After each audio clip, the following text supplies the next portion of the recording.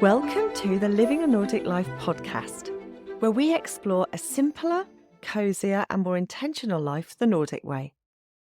I'm Fiona McKenna, your Nordic living guide and founder of Living a Nordic Life, where I share all things Nordic living and show you that a Nordic life is the way to bring intentional calm and healthy habits into your own life, wherever you are in the world. Are you looking for ways to bring simplicity, coziness and calm into your life? Well, let me show you how. Visit the Living a Nordic Life website to explore how I can help you on your journey to simple, healthy and happy calm, the Nordic way. You can subscribe to the podcast right here. And if you want regular inspirational emails sent with love from Norway and straight to your inbox, don't forget to subscribe to the Living a Nordic Life newsletters. And so now let's dive into our episode. Hello! Today's episode is a little bit special on two counts. Firstly, because the Living a Nordic Life podcast, this podcast has reached 100,000 downloads. Woohoo! That's a major milestone for me. When I first started the podcast, even 1,000 downloads felt enormous. So 100,000 is spectacular. Thank you so much. Because if you weren't listening to it, I wouldn't have reached this. So thank you to everyone who listens regularly. And if you're new here, I hope you're going to listen to this episode and I hope you're going to be here with us for future episodes as well. Thank you also if you have left me a review on Spotify or Apple or Amazon or wherever you listen to your podcasts. It means such a lot to me. And I find it so inspiring and motivating to read all your lovely comments because they are all lovely. Thank you. Nobody says anything horrible. I love it. So, the main reason that we're here today is not to talk about all my downloads. It's actually a little bit special because I'm not alone. I'm often alone, aren't I? And if you listen to me, you know that quite often it's me talking and I go off on a tangent about something and it goes on maybe a little bit longer than I was expecting. But today I am joined by Ben Ward from Krukengård, and it's a farm in Western Norway. It's remote in the mountains, and Ben is an Englishman. He moved to Norway to live a simpler, more sustainable and maybe a little bit more of an authentic life away from the pressure of his hometown of London. Ben is a bit of a celebrity here in Norway as well. He is the star of a very popular Norwegian TV series. It's a TV series that's been going on for, easily 20 years. I think we might be on season 17, something like that. It's really popular. And it follows the lives of people who live in places where you would never expect anyone to live. You can imagine a farm up in the mountains, like Ben's, or somebody living on an island that only has one other inhabitant and you can only get to 6 months of the year by boat. It's that kind of place. And if you follow Ben on Instagram or Facebook, you will be just as fascinated by his life as we are here in Norway. And don't worry if you're thinking, how am I going to find him? I am going to put a bunch of links at the bottom of this. So you'll be able to find him on Facebook, Instagram, his website, the TV series, everything. It's all going to be there. Ben has also published a book, just published it recently, about his life on the farm and his life there in general. And he's with me here today to chat about life in Norway and his journey to this most unusual life. Hi, Ben. Hello. Hello. Would you like to tell us a little bit about yourself? Sure. Yeah. So I grew up in London. I'm a bricklayer by trade, but can kind of do everything when it comes to house renovation now. What brought me to Norway? I actually came to Norway because of a girl, actually. Oh, really? I was going to ask you that. I London. wondered if there was some kind of catalyst that had made you want to leave your life in London and make such a huge change. Yeah, I was in kind of a repetitive cycle. My life was so predictable, and when I met Marta, she came up with this idea of renovating a a house along the fjords in Norway, and it just, something inside me was like, finally, some change. And I Yeah. just jumped at the opportunity. I didn't really think it through, and we'd only ever spent 5 days together, so it was a bit. Oh my goodness, that is I know, impulsive. yeah, really impulsive. If I had a pound for every time someone said I've got ADHD, I could have retired some years ago. I think that's But probably doing what you're doing it's probably something useful to have, isn't it? yeah, very extremely never-ending energy. It's perfect up here. So that was kind of the link of getting here was Mm. with Martin. We did that project together. It took about 9 months, and we soon figured out we were just friends, actually. So we finished the project together, and I went my separate ways and didn't really know what to do. I was kind of in limbo.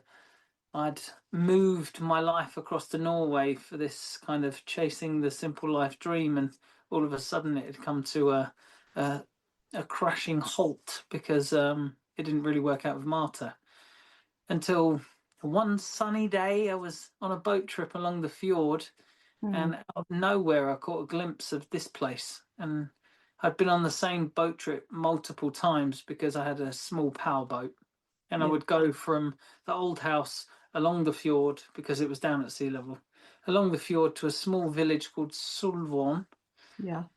and they had a little cafe there, and you could sit and have ice cream in the sun and watch the fjord and the day go by. And yeah, just this one day I saw this flicker of light up on the mountainside. And if you, I mean, it's different now, but back then, if you were to look up from the fjord, it just looks like trees and rocks. It's complete wilderness up here. Yeah, sometimes you And drive along, don't you, along the valley, and you look up and you see a farm that looks inaccessible and uninhabited almost. I mean, I yeah, imagine that's what it must have looked like from further down the mountainside, mustn't it? Was it actually for uh, sale? it was, you couldn't even really see it actually. I caught a Mm. reflection off, it was like the sun hit a window or a metal sheet on the roof or something.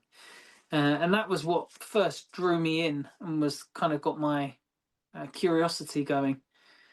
And spoke to some locals, and they said, "Yeah, there's an old farm up there that was inherited by a man who lives along the fjord, but he never lived there. He just would go up in the summers with his brother and cut the grass. So it hadn't been lived in for 60 years when I took it Wow. over. Wow. So it was really tired and in need of a new lease of life. So did you have electricity, running water? I mean, any amenities at all? I had one power outlet in the small cabin and one light switch for the My first goodness. couple of years. And But did you move into it like that? yes, I had to move into the little cabin, which was 13 square meters. Tiny little thing with a bunk bed and a table. And And a that's you've tiny, renovated that now, haven't you, as well? yeah, that one's looking really nice now. And that one Mm. I'm renting out next year. That's fantastic. So are you Yeah. living in the main house now? Have you been able to move in? Yeah, I got electricity in here before last winter. Yeah, so end of summer, autumn time. I Mm. got power, and then this was my first winter, the one just gone, with my new water pipe because I only had water in the summer. I didn't have water in the winter. So in the Yeah. winter, I had to take these 20-litre canisters and walk up about 100 meters above the house and fill up those. And that would last me a few Wow. days.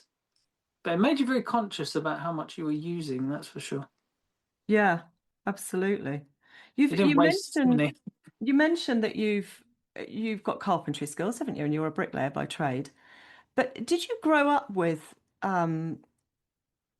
skills in sustainability and self-sufficiency? I mean, is that something that you grew up with, or is that something that you had to No, learn? yeah, not at all. No, I mean, I grew up in South London. Mm. It's the classic rat race, sitting in traffic, working all day, coming back, eat, sleep, gym. Well, eat, gym, Yeah. sleep, repeat. But I always wanted, and I always knew there was something else, a different path for me, something else out there. I wasn't satisfied with the life I had, so I was always searching. And I guess that's what kind of started the impulsiveness because I was always hoping for something more. So if an opportunity came up, I usually jumped. Yeah. Yeah, I can understand that. I mean, it's a huge leap, isn't it, from South London to a remote mountain in Norway. I mean, do you feel the remoteness? Because I notice in some of your episodes on NRK that there are moments when you seem to feel alone Mm. and you feel the remoteness quite keenly. How Yeah, do I you mean, cope with that? it's in the summer when I first took over the place because nobody really knew about it. Oh, really? The locals knew, but I mean, in Mm, the village, there's only 30 people that live there. So to other people who live along the fjord, they never even knew this place existed. So it's goodness. kind of a little hidden gem, really. And but it also meant because nobody knew about it, nobody would come up here. So I first took over the place with this kind of like glowing beam of, wow, this could be something cool, but Yeah. it's soon kind of set in that I didn't see anyone. I didn't have signal. I was with a network provider that didn't have signal up here. So if I wanted to speak to someone, I had to go down to the village almost. So when I was up here, I had completely no connection with the outside world, and nobody ever came up here. So I was completely remote, actually. For some people, that might be a dream, mightn't it? But I Yeah, guess I mean, yeah, for weeks on end, that must be tough. yeah, it's the thing is when you grow up in the city, there's Mm. always something to distract you, whether Yeah, it's work, cooking food, seeing friends, traffic, jobs, cars, sirens, phones, people. There's always noise and there's always something going on. And when I came here, it was this kind of like culture shock of, wow, there's nothing, yeah, just nothing. And then that's when you start to hear your own thoughts properly. that's That's when it interesting. becomes a bit scary, actually. And you have to be very self-sufficient, I guess, don't you, as well? Yeah, I mean, that I didn't mind. I loved the challenge of living up here, having to prepare because it could be weeks on end if, there's avalanches or rock slides or stuff on the road, which is constant. Then, yeah, sometimes I'm stuck up here, especially in the spring, because when all the ice melts, it's just not worth going down the road. Some of the ice boulders that come down could be size of cars. Whoa, So I can be up here for weeks, and that I find it quite exciting. But it means I have to be prepared, and I love that because I love making lists. I love, me too. stocking up on stuff, and the kind of like, whoa, I'm trapped here, Yeah, a little But as bit of long as I'm doomsday ready for prepping. it, yeah, kind of. And you've got But quite a long journey, haven't you, down to the village? Is it 45 minutes, is it, in good weather? yeah, yeah, and then in the winter it's a bit longer because yeah, when you're trudging through snow and it's kind of one step forward, two steps back. Some of the hills are quite steep. So how did you find it fitting into the community? Because it's, I guess, quite isolated and maybe a little insular as well. I mean, fitting in as a foreigner, was that easy or was it a struggle? Do you feel like you fit in? I think I kind of caught them off guard Mm, because they really didn't expect somebody to want to live up here. really? That's I mean, interesting. in the summer, it's a beautiful place, but in the winter, it is tough. And life is tough. Getting here is tough. Getting out is tough. The silence is tough. It's not for the faint-hearted, that is for sure. And I don't know if they were like, oh, they were kind of second guessing. Maybe they were thought, oh, he's taking it over in the summer. Does he really know what he's going to be up against come winter time? And I think they were kind of a bit like cheering me on, actually. That's wonderful. So, yeah, someone was willing to come up to this place that was lost to time and give it a new lease of life. So they had my back from the start, really. You do seem to have had an awful lot of help from people around. I mean, are they people, there certainly seem to be local people. Are they people from around where you are, or are you, have you got a wider community online and who So kind of help you? when I first came up here, Mm, the I'd say hello to the locals, but I didn't really know them. Yeah. So most of the time it was just me. And Mm. the first time I really got help was when I had the big landslide and the road got completely wiped out, and I was That trapped was up here crazy.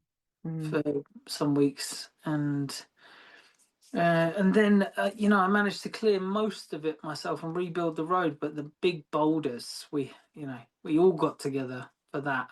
We had to close the road below in case it carried on, and busted up the road on the under. You don't want cars coming past, because the farm is at 250 meters, but the road goes up above 300 before it comes down to me at Mm. 250. Kind of this like windy, woodlandy mountain trail.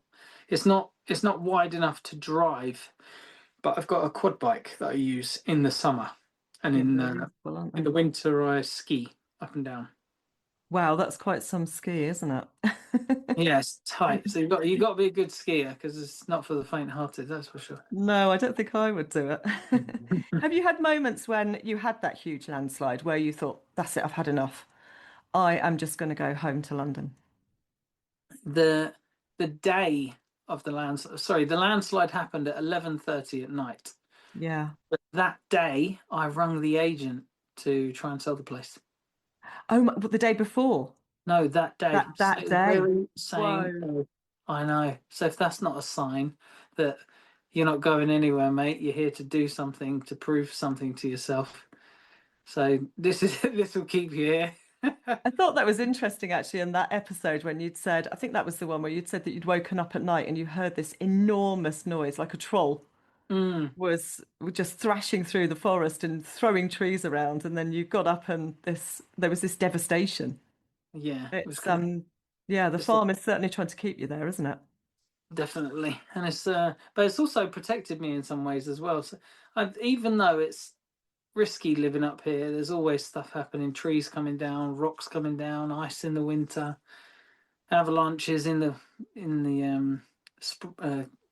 end of winter's early spring. Mm. But I'm always, I don't know, I'm not afraid. It's almost, you learn to live with the conditions. I Yeah. know if it's cold and we get a warm spell, I don't go on the road, because that's when all the ice falls off, Yes. stuff like that. Mm. And there's heavy rainfall, um, and when it is heavy, it's usually a flash storm. Same. I don't go out. I wait, some hours or a day before I go out and check. Um, you, you just don't take risks up here, because one, the hospital's so far away, and two, if something happened to me, Mm. who's going to come up and help me? Nobody, especially not in the winter. Yeah, that would be tough, wouldn't it? You'd have to be airlifted out, I suppose. Yeah, I think so. But that certainly makes you follow the seasons and watch what's going on around you, doesn't it? I mean, you talk about preparedness as well, and you like to do a little bit of prepping. I like to do the same thing as well. But do you use things that you find in nature around you? I mean, do you forage? Do you hunt? Do you fish?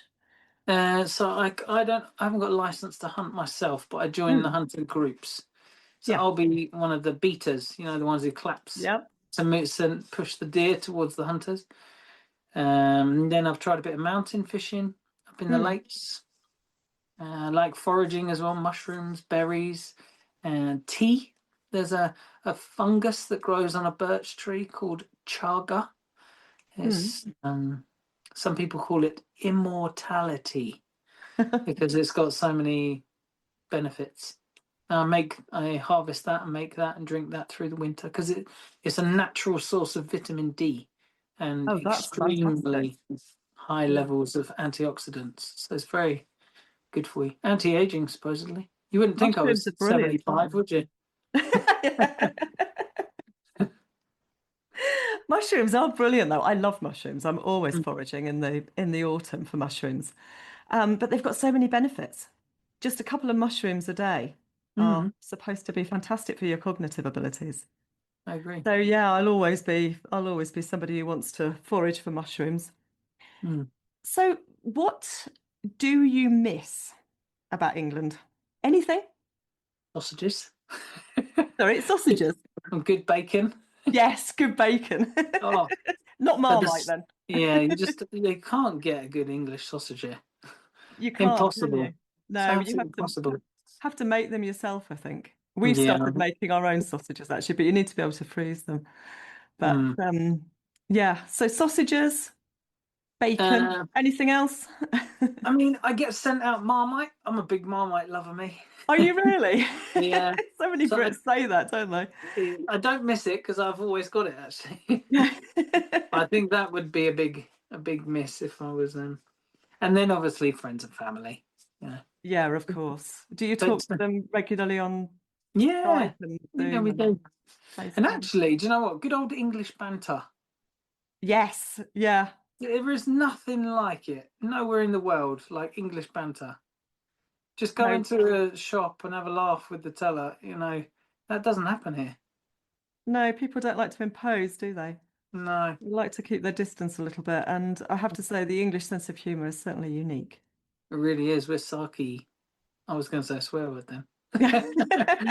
We don't swear on here. Have to cut that bit out. So finally, tell me about your book because you've Yeah, only so just released it, haven't you? And you've done incredibly well. How many sales have you made? It's 600 plus already. I'm not sure actually. I don't find out until the end of the first month, but we managed to push 500 in pre-sales.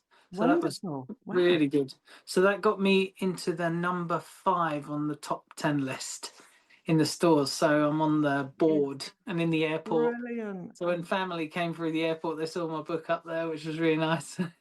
That is Um, fantastic. so after the episodes came out, there was such a good response from the public cheering on the story, everything that's happening up here. Mm. You know, saying don't give up, and the honesty. I was so brutally honest with everything that was happening up here. Yeah. And I had a book publishers approach me and just said, "Look, Ben, we feel like there's so much more you could Mm. say. We think, Mm. would you be interested in writing a book?" And I've always kept a journal. I write notes. I write ideas. Everything I always put on paper. So I thought, "Do you know what? Why not? Let's give it a go." And I really enjoyed it. It was an opportunity to reflect, actually, sit and reflect on everything that's happened over the past few years up here. So it's yeah, it was really good. I really enjoyed it. And it made me think about everything that I've been doing. I'm terrible at praising myself or being proud of myself. Oh, that's Um very Scandinavian, isn't it? A little bit of yeah, young I feel people. well Make sure you don't blow your own trumpet. You're allowed to blow your yeah. own trumpet here. So but it's I don't think it's really fully settled yet, in all honesty. Like the episodes came out, then all of a sudden the social media exploded. Um, and then now I've got a book out, and now there's more episodes coming in December. And then I might get my own TV series next year. It's Oh like, my what is goodness. going on? That is Something is exciting, aligned. isn't it? Yeah, really. That Still is not getting paid for exciting. anything, but Well, yeah, but it's it will still, come. It will yeah, come. yeah, it will come. Yeah. And you're Mm. certainly going to get something from your book, aren't you? Yes, So exactly. you have it in Norwegian, don't you? Are you going to be publishing it in other languages? It depends, really. I've got a manager now, and they want to try and push the story into other countries, especially the UK. But until the story is out anywhere else, it kind of doesn't make sense, really. Bring out a book where nobody knows who you are seems a bit silly.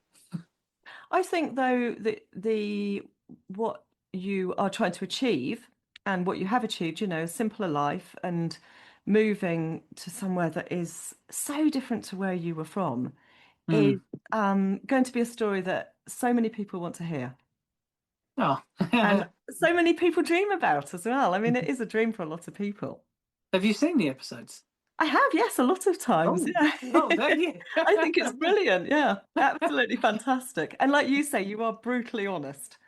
And Mm. there are moments when I think, oh my goodness, that's so hard. Is he gonna pack it in and go home? I hope not. And I think there was one episode as well where you said your family and friends had said, "What are you doing up here alone?" Mm. come back and be with people. Yeah. Because you're an extrovert and you need to be around people. But I think there must be an element of introvert in you to want Yeah, I to think be it's there in the finally quiet. come out, that's for sure. Is I've Yeah, I always needed to be around people, because I don't think I knew myself, actually. But Yeah. now, when you spend that much time alone and you're the only person to talk to, Mm. then you kind of come to terms with the kind of person you are, and you learn so much about yourself, actually. To be Like, incredibly resilient. you have to, but you have to fight it first. Wow, yeah, it got pretty tough, actually. It was really tough. There was a lot of tears, a lot of like self-doubt, fear, all set in pretty quick. So I was constantly battling myself, fighting with my own thoughts every day, and that I found the hardest part, because I I had this drive to get this done, but I allowed fear and doubt to control me for so long, Mm. and it stopped me from moving forwards. So until I could really find my inner confidence again in myself, Yeah. um, yeah, they took control for quite a long time, over a year and a half, actually. And then A long time to battle through that. yeah, it was easier in the summers when you had the sun on your face, but when you're in the darkness up here, I mean, don't get me wrong, it's super cozy sitting by a fire and reading a book, but I went once 3 weeks without talking, and it got to a point I was Whoa. like, I have not spoken. And it was so weird. I'd not, because obviously the phone didn't work, so, and I was just up here Mm. working away. And I thought, what? I haven't used my mouth for communicating. And Yeah. I remember being like, I'm turning crazy up here. I need to go and speak to somebody, or Mm. see someone. So I walked down to the village, and this was February, and this Whoa. place is like a ghost town. So I skied down to the village, had my skins on my skis, and I went down. And there's usually always someone out walking a dog, or just sweeping snow, or chipping ice, or putting salt on the road. So I was like, oh, I'm going to guarantee to see someone. Just have a little chat, 5 minutes, and I'll come back up again. I went down, not a soul to be No seen. way. I was like, oh my No. goodness. But so the ski cleared my head, and the Yeah. exercise walking back up again did me good. So, and within a few days, I was out and took on some work. So I was away again. You need a dog. Had a dog. You had a dog, did you? Mm. Sadly, killed a sheep. Oh my goodness, So that's an awkward one, isn't it, here? I know. I had to rehome him. Luckily, I had to rehome him, and not the other thing. Yeah. Yeah, that's lucky. Mm. Are you planning on having animals there at the farm? Yeah, I mean, I had chickens, Mm. but I had to Chickens are give them up. brilliant, aren't they? I've got chickens. I love them. Oh, brilliant. But I've got I don't know what it's called in English, actually. Roiscut. It's like a weasel, maybe, or a moat. No, what's- Um, Pine uh, moth. No, it's a stoat. stoat. That's it. Yeah. Yeah, I got a beautiful little stoat. I think it's only one, but he or she would come and steal the eggs every day. Oh, no way. Chickens. Yeah, I would catch it so many times, and because it was so cute, I was like, oh, just have them. At least it was only taking the eggs. Yes, exactly. But I mean, Mm. Norwegian chickens are quite tough, aren't they? Pretty much, yeah. We've got a chicken palace actually. It's a bit like a stable with legs. So our Oh, chickens yeah. are always safe, but we've got mink Oh, all yeah. around. So yeah, we have to be sure that they're locked away because I think the mink would just have the lot Mm, given half a chance. So I yeah, think I would definitely. rather have a stoat or a weasel. Yeah. Just And this taking one's the egg. really cute. They turn white in the winter, don't they? Yeah, they do with a black tip to their tail. Yeah. They're Oh, I brilliant, aren't love it. they? One of What my a lovely friends thing to nicknamed it Thomas. Thomas the Stoat. But I said, what if it's a girl? He said, "Ah, it doesn't matter." Thomasina. Yeah. So you don't have chickens anymore? No, I had to rehome them because I'm going on this book tour and doing lots of talks in schools and book clubs and things like that, just to try and promote the book and the story a little bit. That's going to be exciting, isn't it? You're going around the whole of Norway. No, just kind of Bergen, Oslo, and then a few Mm. local areas around here. It's only for a few weeks before Christmas to try and push some sales. Yeah, that's brilliant, though. How exciting. Yeah, and fun. And Yeah. it's I've done a couple now, and it really is confidence boosting Mm. to tell stories and tell your story up in front of people. Actually, I went on a TV awards ceremony after the program came out. They asked me to say a few words there, and that was in front of 1,600 people. Wow, that's a lot of I, people. but luckily, there you got so many lights on you, you can't really tell actually. I That don't was think I could do insane. that. We quite happily talk on this, but Yeah, yeah, I don't think, yeah, you're talking to a lot of people, but I don't think I could talk face to face with them. I think you're very brave. But like you say, confidence boosting, and it's always nice for people to tell you how well you're doing as well and how yeah. you do something, isn't it? And everyone's really interested in the story. And I do videos every day on my social media, Instagram, Facebook. So they Hmm. all kind of know what's going on anyway. Um, so there's so many people I see in the streets like, oh, we follow you on Instagram. Yeah, all my friends knew you. When I said I was going to interview you, they were like, yes, you must ask him this, you must ask him that. You're lucky there isn't an entourage behind me right now. That would have been fun. It would, wouldn't it? So, look, finally, tell me, what's your ultimate plan? Are you going to stay there? Have you got a 5-year plan, a 10-year plan? What are you going to do? I'm sure everybody's really interested to know.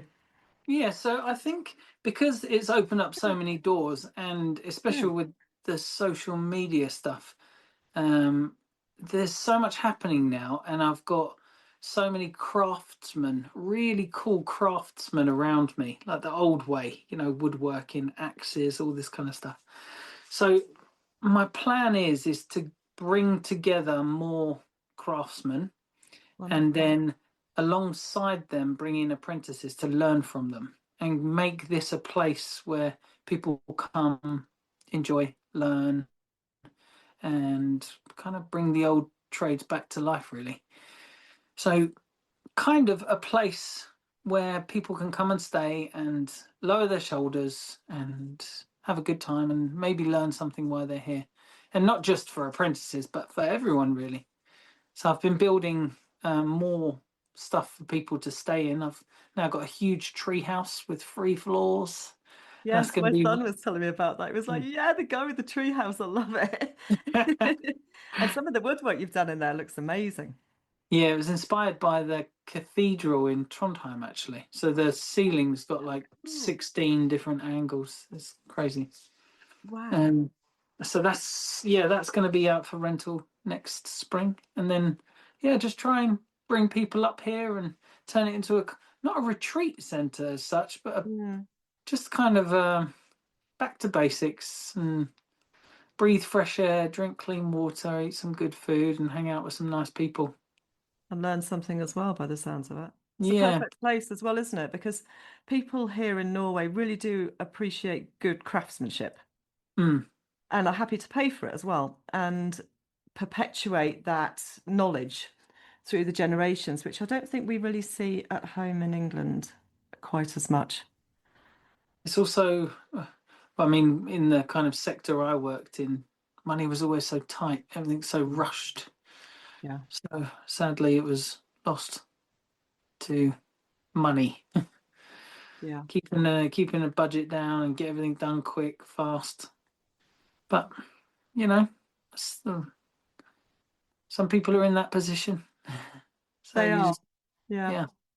We grew up in social housing, so kind of just fitted into it really. But always, it was like, God, there's got to be more than this. It sounds like you found it. And what a lovely plan.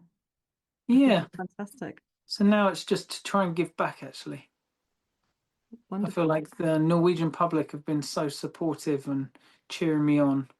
So now once all this is built up and it starts making some money, then I can just pump it all back in and make this a place for people to come and learn and reconnect. That's fantastic. Well, good luck. And good luck with your book tour. I hope it's going to go really well. I'm sure it is. I'm going to put a link on this as well, so everybody can come and have a look and buy your book, because it is a beautiful book. You've got beautiful photos in there as well. Yeah, thank you. I've got some 3 different photographers, friends, just all added in their little collection of stuff, and then lots I just did with my phone actually over the years.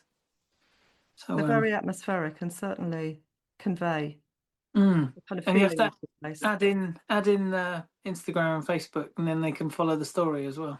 Absolutely. It's all going to be there. That's great. Thank you so much, Ben. Oh, thank you. Thank you for your time. Thanks. And thank you, my lovely listeners, for joining us. It's been a really interesting episode. And like I said, I'm going to put the links for Ben's Instagram, Facebook, and for the farm website, and also where you can buy his book. And I should put all of that in the notes at the bottom. So scroll down a little bit and you'll find that, and you can click on those links and you can start following him and go and buy his book. Because the pictures in it are absolutely stunning. You're going to love it. You're going to want to be there. I promise you, it will be on your list of places to visit. And I will see you in the next episode. If you've enjoyed this episode, please subscribe to the Living a Nordic Life newsletters so you can get an email when I release a new episode. It's a quick and easy way to keep up with all things Nordic living. Please visit livinganordiclife.com. You can listen to Living a Nordic Life on lots of podcast apps, including Spotify, Apple Podcast, Google Podcasts, and plenty of others. If you've enjoyed the Living a Nordic Life podcast, why not leave me a rating? So that's the end of Living a Nordic Life for today, and I look forward to seeing you next time.